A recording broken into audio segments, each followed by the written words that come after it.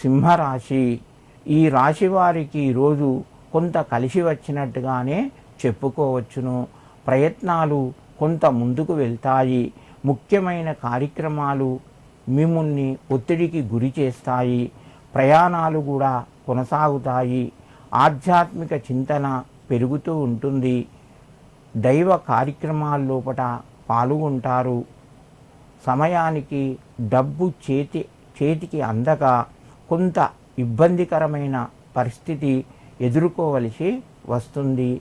మధ్యవర్తిత్వానికి ఈరోజు మీరు వెళ్ళకూడదు.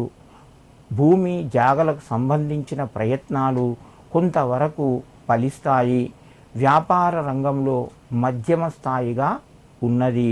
సింహరాశి వారు ఈరోజు శ్రీ లక్ష్మీనారాయణాయ నమః అని చెప్పి 9 సార్లు చదువుకొని నమస్కరించి మీ పనులు ప్రారంభించండి. మీకు మరింత శుభయోగం కలుగుతూ ఉంటుంది.